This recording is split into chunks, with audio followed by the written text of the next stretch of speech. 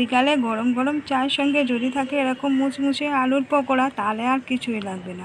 আর এই মুচমুচে আলুর পকোড়াটা খুব তাড়াতাড়ি তৈরি করে নেওয়া যায়, আর খেতে কিন্তু দারুণ হয়। আর এই মুচমুচে পকোড়াটা শুধু চা নয়, চা, কফি কিংবা মুড়ি দিয়েও খাওয়া যেতে পারে। আর এই আলুর মুচমুচে পকোড়াটা বানানোর জন্য প্রথমে আমার লাগবে আলু। আমি এখানে একটা আলু আগে ছুলে নিয়ে আর কেটে ধুয়ে রেখেছিলাম। আলুগুলোকে এরকম করে কেটেছি, একটু খুব বেশি পাতলা নয়, আবার একদম মোটাও না। এখন একটা বেসনের ব্যাটার তৈরি করে নেব। তার জন্য একটা বাটির মধ্যে নিয়ে নিচ্ছি বেসন।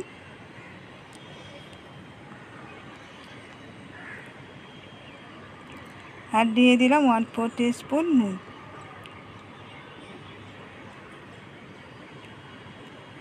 এখানে আলুর কতটা পকোড়া তৈরি করা হবে সেরকম বুঝে বেসনটা নিতে হবে। আর দিয়ে দিলাম এখানে চালের আটা। আমি এখানে 2 চামচের মতো চালের গুঁড়ো দিলাম।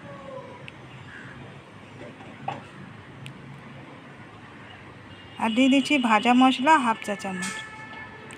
এখন ভাজা মশলাটা দিয়ে বেসনগুলোর সঙ্গে প্রথমে শুকনো উপকরণগুলো মিশিয়ে নিচ্ছি। আর এই ভাজা মশলাটা আছে ধনে, জিরে আর শুকনো লঙ্কা, শুকনো খোলায় ভেজে গুঁড়ো করে নেওয়া। এখন দিয়েছি একটু ধনে পাতা কুচানো।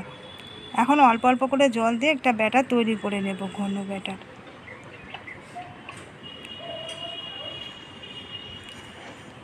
এখন দিয়ে দিচ্ছি একটু শুকনো লঙ্কার গুঁড়ো। আমি এখানে 4 চামচের 1 চামচ লঙ্কার গুঁড়ো দিচ্ছি।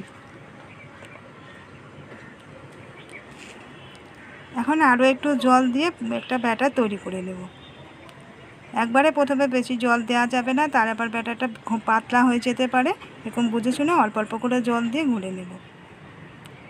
বন্ধুরা, আজকে ভিডিওটা যদি ভালো লেগে থাকে একটা লাইক দিয়ে দেওয়ার রিকোয়েস্ট রইল। নতুন বন্ধুদের কাছে রিকোয়েস্ট করছি প্লিজ আমাদের চ্যানেলটিকে সাবস্ক্রাইব করে দেওয়ার জন্য। পাশে থাকা বেল বটনটিকে অন করে রাখবেন, যখনই নতুন ভিডিও আপলোড করব নোটিফিকেশানে আপনাদের কাছে পৌঁছে যাবে। ব্যাটারটা আমার তৈরি করে নেওয়া হয়ে গেছে। এখন সবের শেষে দিয়ে দেবো বেকিং সোডা বা খাবার সোডা। খাবার সোডা দিয়ে দিলাম 1/4 টিস্পুন। এখন এর মধ্যে দিয়ে দিয়েছি একটু 2 চামচের মতো গরম তেল। আর এখানে পকোড়াগুলো, আলুর পকোড়াগুলো ভাজার জন্য তেল গরম করতে দিয়ে দিয়েছি। তেলটা গরম হয়ে গেছে। আর একটা করে আলু ডুবিয়ে এই বেসনের ব্যাটারের মধ্যে ডুবিয়ে নিয়ে আর তেলের মধ্যে দিয়ে দেব। আলুটাকে পুরো বেসনের মধ্যে ভালো করে ডুবাতে হবে, যাতে পুরো আলুটার গায়ে যাতে বেসনটা লেগে যায়। আর গ্যাসের ফ্লেমটা মিডিয়াম টু লোতে রেখে এখন এই পকোড়াগুলোকে ভেজে নেব।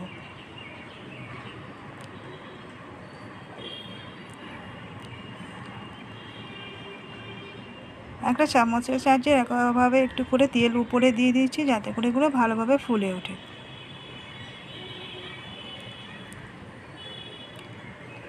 আমাদের চ্যানেলে আরও একটা কাঁচা আলুর এরকম পকোড়ার রেসিপি দেওয়া আছে। সেই পকোড়াটাও খেতে কিন্তু দারুণ হয়। বিকালে এই বৃষ্টির দিনে বিকালে চায়ের সঙ্গে বা মুড়ি দিয়ে খাওয়া যাবে। আপনারা ওই পকোড়াটা দেখে নিতে পারেন। এরকমভাবে একটু গোল্ডেন কালার করে পকোড়াগুলোকে ভেজে নেব। এই আলুর পকোড়াগুলো ভেজে নেওয়া হয়ে গেছে, এখন আমি উঠিয়ে নিচ্ছি।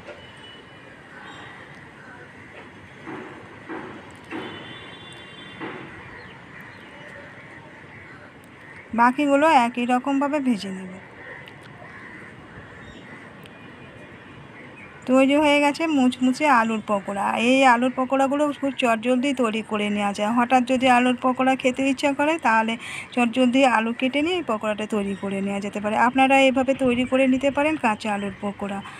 আজকের মতো বিদায় নিচ্ছি, ফিরে আসছি আবার নতুন কোনো রেসিপি নিয়ে। ততক্ষণ সবাই সুস্থ থাকবেন, ভালো থাকবেন।